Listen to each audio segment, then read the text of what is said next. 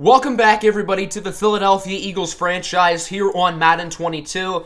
Today's episode is one that I am very excited about and one that I've been working hard on for quite some time. It is our Season 1 draft preview. Throughout the season, I've done prospect profiles to get you guys acclimated with all of the prospects in this year's draft class, but today we're sort of going to put it all together, and at the end of the video, we are going to have a mock draft, and you guys know, as a draft nerd myself, I had a lot of fun doing that, so I'm excited to show that to all of you guys.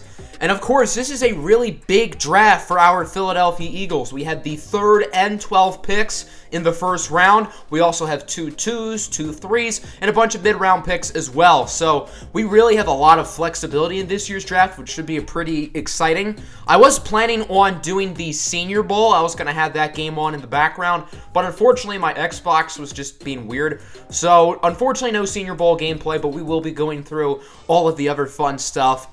So players' draft stocks have changed throughout the season. Some of these players have risen up and risen down since we last talked about them.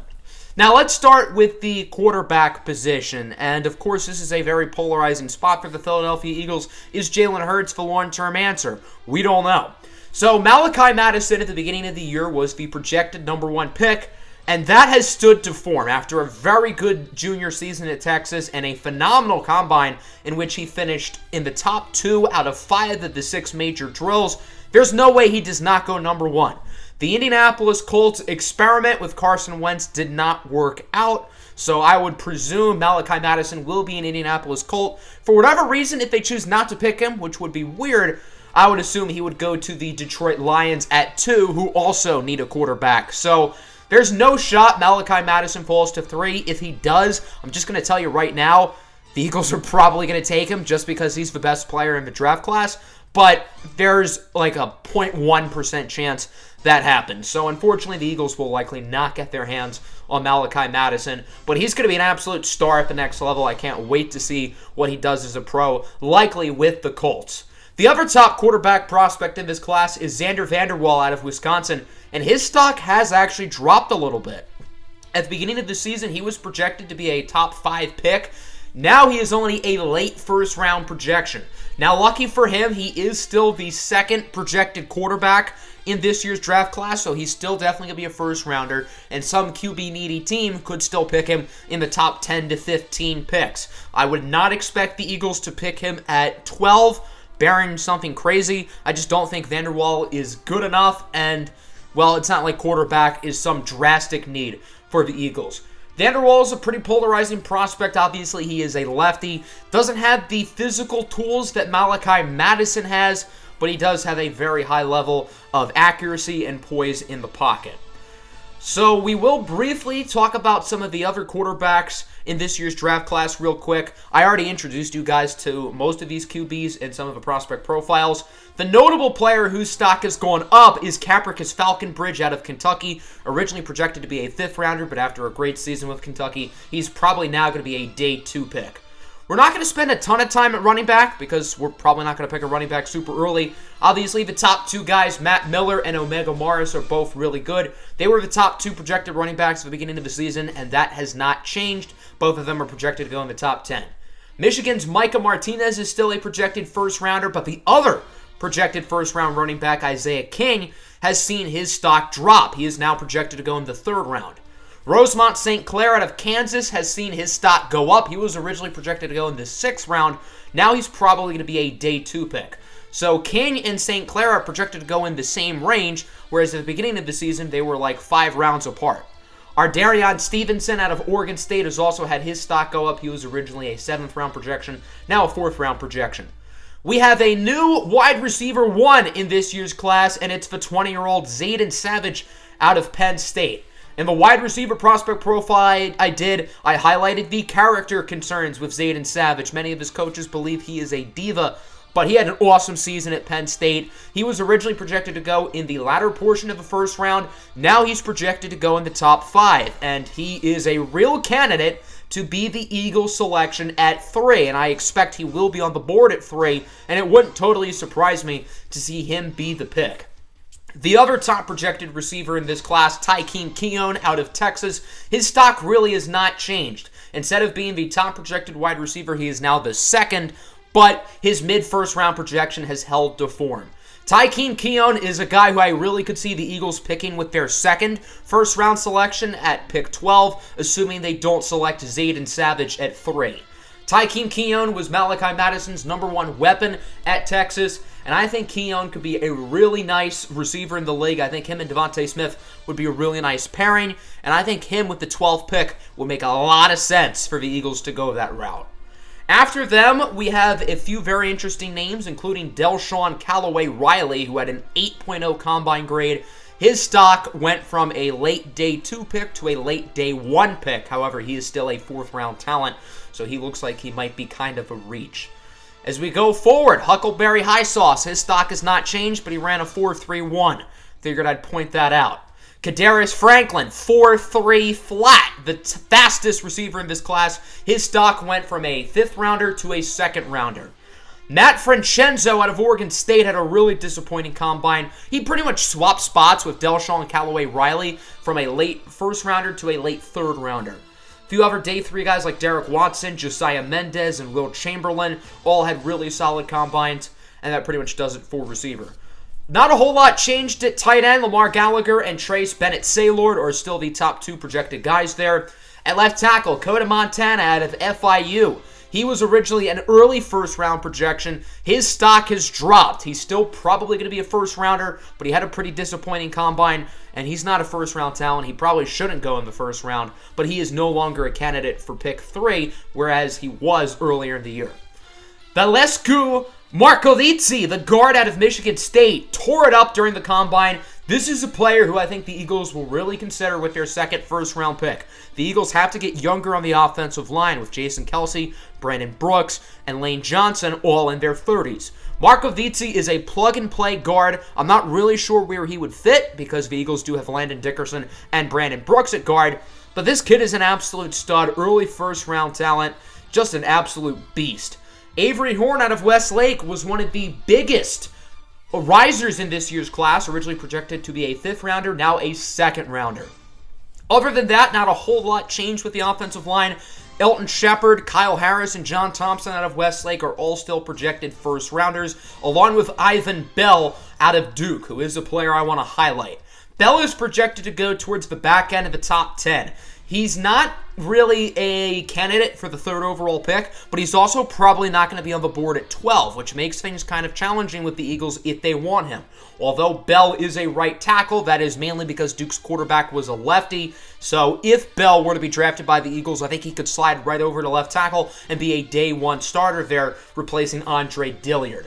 I think he's a guy who the Eagles would have to trade down for from pick 3, or hope he somehow falls to pick 13. So his stock is a little bit confusing, but if the Eagles really want him, I suppose they will be able to get him.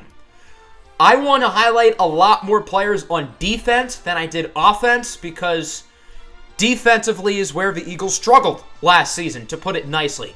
Jaquarion Alabaster III out of Alabama is definitely a candidate for the Eagles' second 1st-round selection. His stock really has not changed throughout the season. He's been a steady top 10 to 15 projected pick throughout most of the year, and I think at pick 12, he'd be a really solid selection. He has the versatility to play inside and out. Really tore it up in the combine, finished in the top 4 in all 6 drills, which is really impressive. Calvin Johnson out of Arkansas, I think, could be a backup plan. Alabaster is the better prospect, but if he's off the board at 12 and the Eagles really want a pass rusher, they could go with Johnson. At right end, we got Russell Ingram Jr., who has an 8.0 combine grade, finishing first in 4 of the 6 drills for right ends, including his 4.5 flat 40-yard dash. Because of that, Ingram's stock has gone up a little bit. Originally, he was a mid to late 1st-round projection. Now he's an early to mid 1st-round projection, and he could be a trade-down candidate or a guy who the Eagles hope falls to 12. His range is pretty much where Ivan Bell's is, in that 8 to 10 area, where you're not going to pick him at 3, and he's probably not going to fall to 12. So you're probably going to have to do some moving on the draft board in order to get him. Omi Ongoko out of Illinois is also a pretty solid backup option as well. His stock also hasn't really changed. At defensive tackle, there's Akabuezi Uchichi out of Clemson, who has soared up draft boards for good reason. He finished in the top 2 in every drill at the combine for defensive tackles, and man, is this guy good. He was originally a candidate for the Eagles' second first-round pick, but now that he's probably going to go in the top 5, if the Eagles want him, they're going to have to pick him at 3. With his athleticism and his size, or I guess lack of, he's received some Aaron Donald comparisons. I know that's lofty. Is he going to become the next Aaron Donald? Probably not, but the comparison is there, and he's absolutely someone who the Eagles could pick at 3. Roscoe Russo, he was originally projected to go in the first round. His stock has dipped a little bit. He is still being way overdrafted considering his talent. At linebacker, this is a major need for the Eagles. They did address it quite a bit in the offseason, but they still might look to draft one. Kojo Mercury out of Kansas State saw his stock go up after a big combine performance. He is now the top left outside linebacker ahead of Alex Decker out of Notre Dame. At middle linebacker, we have 2 pretty polarizing players in the middle of the first round with Nigel Combs and Dalton Jett. Both of them are second-round talents. However, I think both of these guys are players the Eagles could and should consider at pick 12.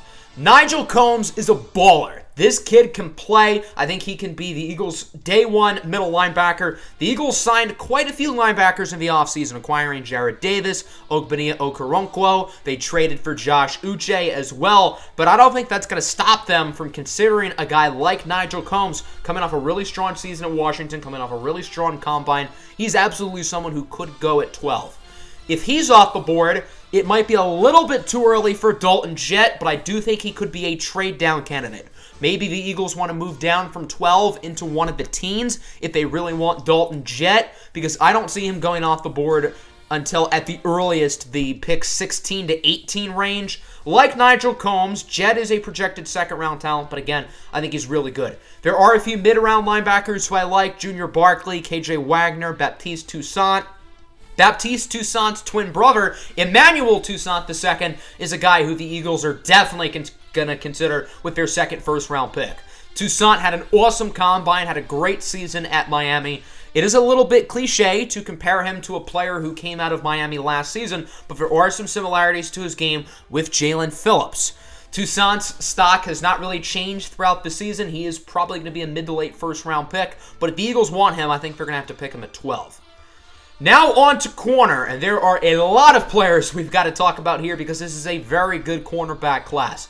Of course, Rube Rowley and Nehemiah Richardson started the year as projected top 5 picks. That has not changed for either of them. Even though Rube Rowley is not all that good, he is still the top projected defensive player off the board, and Nehemiah Richardson out of Ohio State is right behind him. In the prospect profile for defensive backs, I said Richardson is the favorite to go with the Eagles' top first-round pick. And I do still think that is true. I think if the draft were right now, Nehemiah Richardson would be the pick at 3 to the Eagles. However, with Zayden Savage and Akabuezi Uchichi rising up boards, I don't think it's as certain Nehemiah Richardson would be the pick, especially considering Richardson had a somewhat disappointing combine, but he is still going to be worth a top 5 pick. And again, I really would not be shocked in the slightest if he is the Eagles' pick at 3. However, the big winner at corner, and not really just at corner, but the biggest combine winner throughout the entire draft is Justin Graves out of Westlake, who ran a 4.24 40-yard dash, 43.6 vert jump, top 3 in all 6 combine activities. Graves entered the season as a projected 4th rounder. Now he is probably going to go in the 1st round. With his freak athleticism, it's going to be hard for a team to pass him up in round 1. So if the Eagles do want him, they'll either have to trade down from 12 into probably the early 20s or trade up from their top 2nd round pick, which is 33, into that early 20 range. Justin Graves, I think, could be a really fun player in the league. He has a low floor, not the most consistent guy, but I think his upside is through the roof. Someone whose stock has gone down quite a bit is C.J. Thomas out of UCLA, who, despite running a fast 40, had a fairly disappointing combine.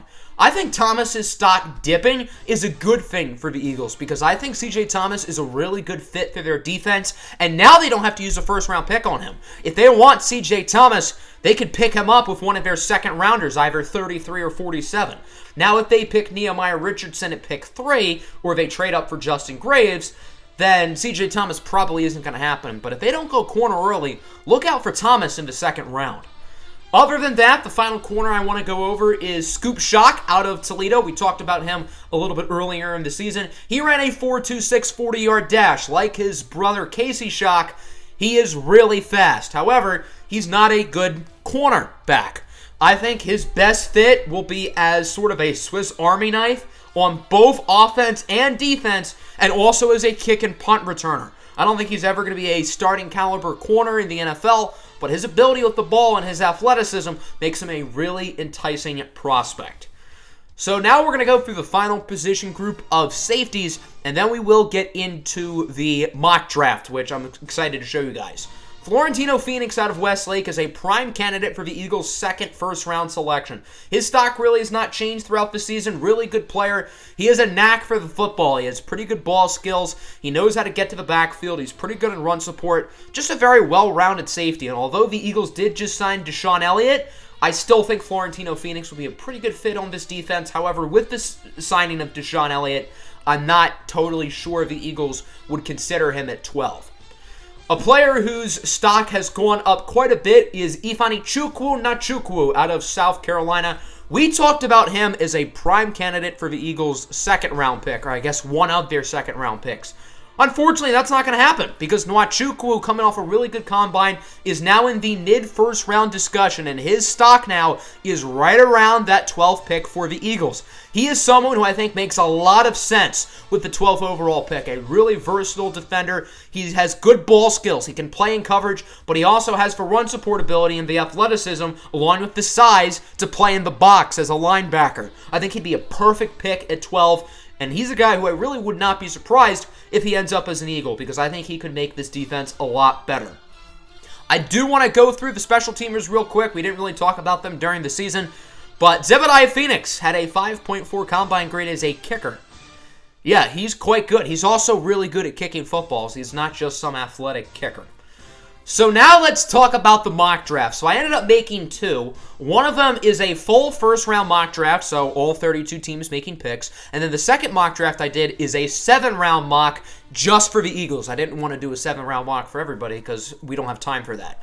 So we're going to go 8 picks at a time. Colts at 1. Malachi Madison, he's going to be the number 1 pick. Enough said. Lions at 2. They're in an interesting spot. They could go with a number of players, but I have them selecting Akabwizi Ochichi out of Clemson, the big defensive tackle. The Lions need help defensively. They did draft Aleem McNeil and Levi Onwuzurike last year, but I think adding Uchichi would not hurt. Eagles at 3. There you go. Nehemiah Richardson. I think if the Eagles were to stay at 3, the pick in this scenario would be either Nehemiah Richardson or Zayden Savage. It would probably be one of those two. The Eagles could also always look to trade down. But for now, I'm going to mock them with Nehemiah Richardson. The Eagles did not sign any corners in the offseason. Avonte Maddox is gone. And outside of Darius Slay and Michael Ojemudia, there's literally nobody at cornerback. So that is a huge need. Rube Rowley at 4 to the Vikings. We know Mike Zimmer has an obsession with drafting corners early. Zayden Savage to the Lions. They need receivers really badly. If the Lions walk away with Azubuike, Uchichi, and Zayden Savage with their 2 top picks, that'd be a major win for them. I have the Jets getting running back Matt Miller. They did sign Marlon Mack, but he is 28 years old, and I think Matt Miller can be better than Marlon Mack day 1. I think he can give them a new explosive toy for their offense. Ivan Bell at 7 to Carolina. He would probably play left tackle because Taylor Moton is there at right tackle. And I think this is the range. If the Eagles want to trade down for Ivan Bell, it would probably have to be in this area. I don't think they'd want to move down farther than 7. Denver at 8. I have them getting Xander Vanderwall out of Wisconsin. I know he's projected to go a little bit later than this. However, Denver needs a quarterback really bad. The Teddy Bridgewater experiment didn't really work out. Drew Lock isn't really the guy. So if they want Xander Vanderwall, I wouldn't be surprised to see them pull the trigger. I know he is not the traditional tall white guy cannon for an arm quarterback that John Elway likes. That type of player is Kentucky's Capricus Falconbridge, who's going to go in the 2nd round. So if Xander Vanderwall is not Denver's 1st-round pick, look for them to pick Capricus Falconbridge in the 2nd round because he does fit the John Elway prototype of being a tall, big, dare I say, white quarterback with a cannon for an arm. Vanderwall is sort of the anti-John Elway, but if the Broncos really want to pick a quarterback, I could absolutely see them pulling the trigger. At 9, the Raiders are going to pick Russell Ingram Jr. And as I said with Ivan Bell, if the Eagles were to trade down from 3 or move up from 12 to get a guy like Bell or Russell Ingram, this is the range where they have to do it. With Clelin Ferrell being traded from the Raiders to the Eagles, the Raiders are going to need to replace him. And I think Russell Ingram Jr. stylistically has some similarities to Clelin Ferrell. At 10, I have the Saints getting Florentino Phoenix. I think him and Marcus Williams would be a really nice duo. I imagine the Saints would probably move Phoenix over to strong safety. Jaquarian Alabaster out of Alabama will go to the Giants. He's a guy who I think the Eagles will highly consider at 12 if he's on the board, but in this scenario, the Giants opt for more pass rush. So here are the Eagles at 12. A lot of good options. You got Nigel Combs, you got Ifeanyi Nachukwu, Calvin Johnson, Tykeem Keon. A few really interesting options. In this mock draft, I have them selecting Nigel Combs, although the Eagles did add a lot of talent at linebacker. The linebacking core still is not good, and I think Nigel Combs is a better player day one than Jared Davis. I think he's a better player day one than Ogbenia Okoronkwo, and you can make the argument that he's also better than Akeem Davis-Gaither. So I think Combs at 12 will make a lot of sense. I know he's a late second-round talent, but he's a baller. Omega Morris to New England. So 2 AFC East teams adding running backs. New England needs a running back kind of badly, and I think this is good value. I have Ifeanyi Nachukwu going to Jacksonville at 14. I think he'd be a really fun player to add to their defense. Calvin Johnson goes to the Packers. The Lions fan in me absolutely hates that, but I think the Packers may opt to look for some more pass rush. Rashawn Gary's on the final year of his deal. Preston Smith could be on his way out. So picking a guy like Johnson here would make a lot of sense. And then the Titans improve the offensive line with selecting Elton Smith out of Westlake. A little bit undersized, but he's one of the best center prospects to come out in a while. Maybe since Ryan Kelly, probably, in 2016. So I think that'd be a great pick for the Titans. And let's move forward to the next batch of selections. I'm going to try to move a little bit quicker since these picks don't necessarily have to do with the Eagles specifically, but they do have to do with the rest of our league, and there are obviously players here who could go to the Eagles, including Vasilescu Markovitsi at 17 of the Pittsburgh Steelers, who need an offensive line really bad. If Markovitsi is on the board, Pittsburgh better run this pick up to Commissioner Goodell. That's a no-brainer. I have the Falcons getting Omi Ongokwo. Their defense is really bad, so here they make it better. Tykeem Keon of a Washington football team. For our sake, hopefully that doesn't happen. I think this is right around the range where Keon is projected, but again, he's absolutely a player who the Eagles could consider at 12, especially considering in this mock draft, they did not pick Zayden Savage at 3. Emmanuel Toussaint II, another player the Eagles are probably going to consider at 12, goes to the Chargers at 20. Super young, fun player. As I said, I think he'd be a great pick there. Deontay Bush Jr. out of Kansas going to the Cardinals. They need corners. John Thompson, offensive tackle, to the Bengals. They need offensive line. Kyle Harris, guard out of Westlake, to the Jets. They also need offensive line. And then the Combine Warrior, Delshawn Callaway Riley, to the Cleveland Browns. I know wide receiver isn't a huge need, but it doesn't hurt to add some more bodies. Odell Beckham and Jarvis Landry aren't getting any younger, and Donovan Peoples-Jones and Anthony Schwartz are fairly unproven. So maybe they want the freakishly athletic Callaway Riley and hope to develop him. Now we've got the final 8 picks of the first round before we go over the 7-round mock draft I made for the Eagles. So the Dolphins at 25 get Coda Montana. Their offensive line is a train wreck, and they have to protect Tua Tagovailoa, so that would certainly help them in doing so.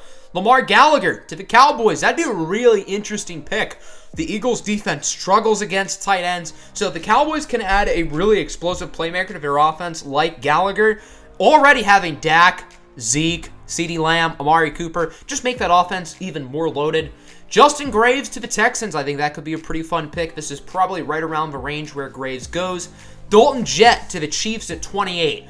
So if the Eagles really want Dalton Jett, they probably shouldn't pick him at 12. They should look to trade down. I think this range is the latest that Jett goes. I don't think he would fall much farther. Micah Martinez to the Bills. They could kind of look to add a running back, and this is pretty good value for Micah Martinez. Mo Rogers out of Westlake to the Giants. This is the first-round pick they got from the Bears, and the Justin Fields trade-up, which through one season looks to be a home run for Chicago, and the Giants get to add another receiver. I know they just drafted Kadarius Toney last year, but this is a very different player to Kadarius Toney. Darius Slayton only has one more year left on his deal. He's not all that special anyway. Same can be said with Sterling Shepard. So you got Mo Rogers and Kenny Golladay on the outside and Kadarius Toney on the inside. That would not be fun twice a year for the Eagles secondary. Venus Moon, defensive back out of California to the Bucks. They don't really have any holes, so they can go with best player available. And then Avery Horn sneaks into the first round, guard out of Westlake. So Westlake has 4 offensive linemen going round 1. That is pretty wild. All right, now let's take a look at the Eagles' 7-round mock draft, which I'm very excited to dive into all of those picks. So I wanted to change the first-round picks from the 1-round mock draft I had because I wanted to change up the scenario to spice things up, get ourselves another perspective on what could happen. So here I have the Eagles picking Zayden Savage at 3 and Ifeanyi Chukwu at 12. But the picks I really want to talk about are the 2nd, 3rd, and day 3 picks. So at 33, I have the Eagles getting Kamani Curry out of Utah, super high character corner, and if they don't pick corner in the first round, they probably should in round 2. CJ Thomas would definitely work here. If Justin Graves somehow falls, he would probably be the pick. But Kamani Curry, I think, is a phenomenal leader. He could be a team captain day 1. That's how strong of a character he is off the field. The Eagles need a left tackle, as I said. So Tyler Palumbo out of LSU with their other 2nd-round pick would make a lot of sense. In the 3rd round, I have a little bit of a wild card here with Isaiah King, the running back out of TCU. Now, I know this is a little bit odd because I have said running back is not really a need, which is true, but Miles Sanders is entering the last year of his deal, and based on how he played last year, I'm not convinced the Eagles want to pay him. Kenneth Gainwell is a good change of pace back, but I don't think he can ever be a bell cow back. So with Isaiah King being a late first-round talent, he'd be really strong value there. KJ Wagner out of Washington at pick 87. I think that'd be a really nice pick for the Eagles. Pretty young athletic linebacker, only 21 years old. Him and Nigel Combs at Washington were a scary duo. In the 4th round, I have the Eagles getting Josiah Mendez, wide receiver out of Westlake. The Eagles' receiving corps somehow got worse in the offseason, and outside of Devontae Smith and Jalen Reagor, there's really not a whole lot. The Eagles' 3rd receiver is going to be drafted sometime within this draft. In this mock draft, it's Zayden Savage.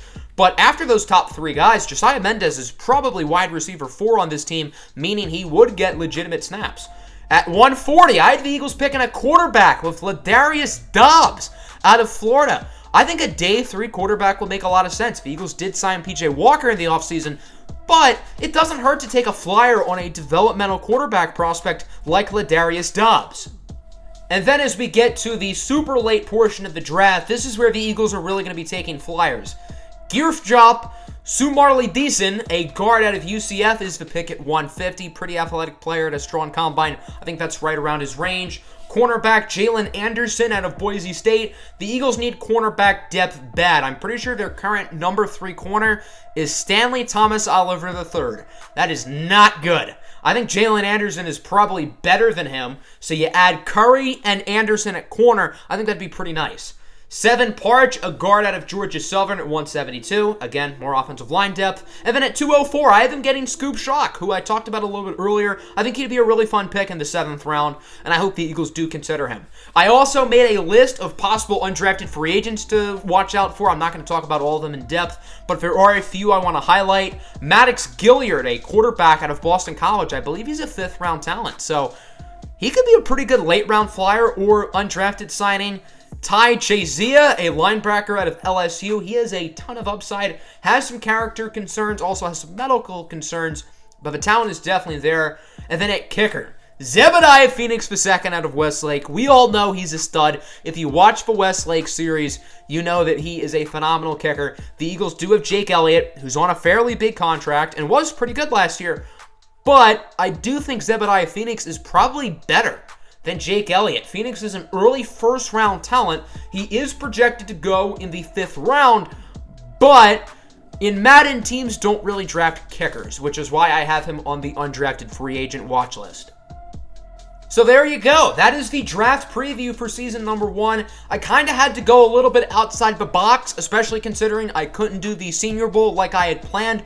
But I'm really happy with how this video turned out. I think it was a really fun video. I hope you guys enjoyed it because I had a blast making it, and I cannot wait for the draft, which will be uploaded probably Sunday evening. I'm going to try to have it premiere in between like the afternoon football games and the Sunday night football game because I don't want it to premiere during NFL games because people are going to watch NFL games over me. And to be honest, I don't really blame them because NFL games are quite addicting. So probably Sunday at around 7:30-ish, I think is when the draft is going to premiere. So I cannot wait for you guys to see that episode. Let me know what you thought of this and let me know who you think we should look to draft. Make sure to like and subscribe to the channel if you are new. Also, make sure to hit the notification bell.